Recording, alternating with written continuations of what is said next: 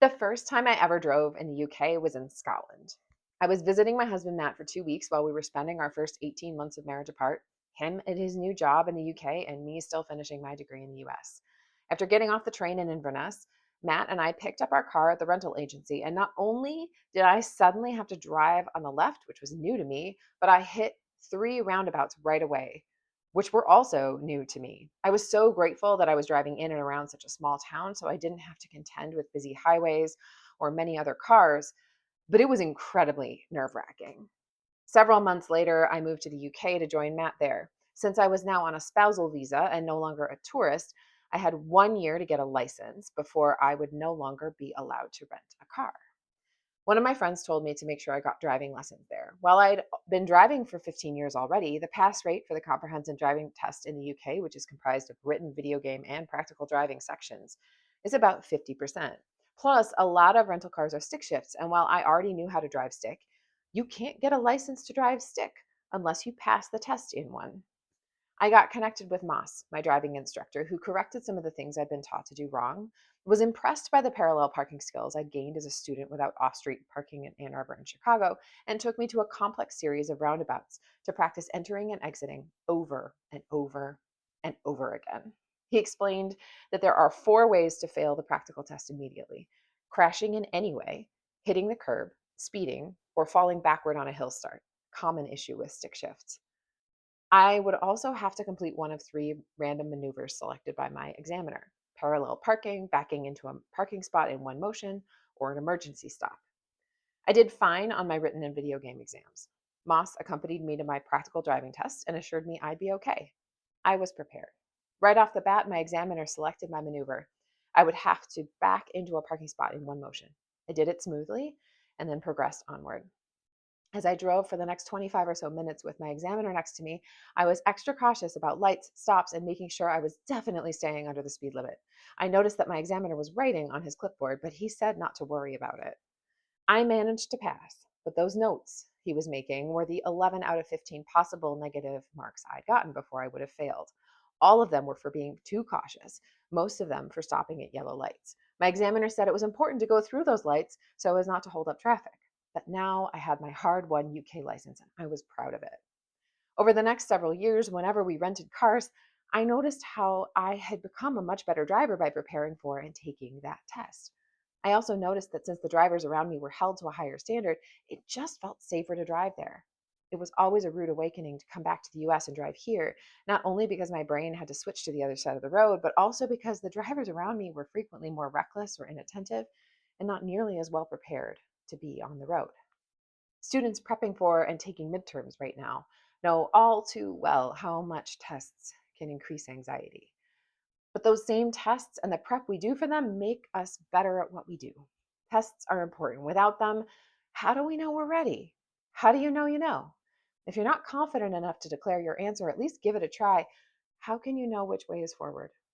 Testing isn't just about the product, it's about the process. In an interview about AI and education, Ezra Klein mentioned that when he was younger, he'd always thought how wonderful it would be to just have a port in his brain where he could just download information. But later on, he realized that he was gaining something, not just from knowledge, but from the process of learning itself. When I read a book, he said, I am changed by the 8 hours or so I spend with that book.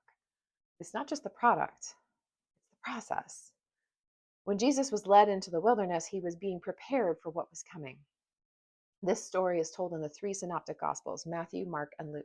In Mark, the Greek tells us that Jesus was hurled into the wilderness and that he had no choice. In Luke, Jesus enters the wilderness on his own power. And here in Matthew, the author splits the difference. Jesus is led into the wilderness to prepare for his life and ministry. He is led into the process that will change him as a teacher and a leader. This time is making Jesus ready for his ministry just after he has been baptized, just after God has spoken directly to him and told him that he is God's own beloved child with whom God is well pleased. Jesus has been affirmed and now he is being prepared. Affirmation is not a graduation, but a prelude to preparation, not the other way around.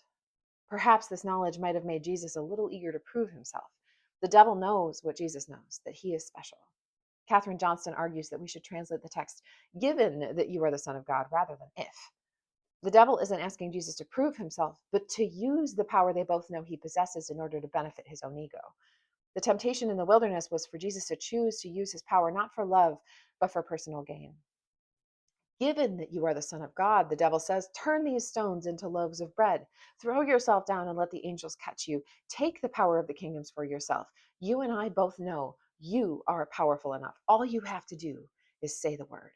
Jesus could even have used his power to avenge the deaths of the children who had been killed when Herod was trying to kill him. He could have used his power for vengeance or personal gain like so many other humans before him.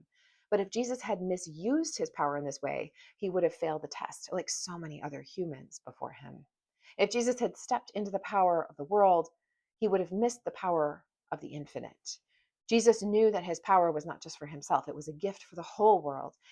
After 40 days of preparation and testing and temptation, echoing the 40 days of the flood, the 40 years the Israelites wandered in the wilderness, the 40 days and nights Moses fasted on Mount Sinai, the 40 days and nights Elijah fasted in the wilderness, and now the 40 days we journey through Lent, Jesus re entered the world to preach, heal, and love.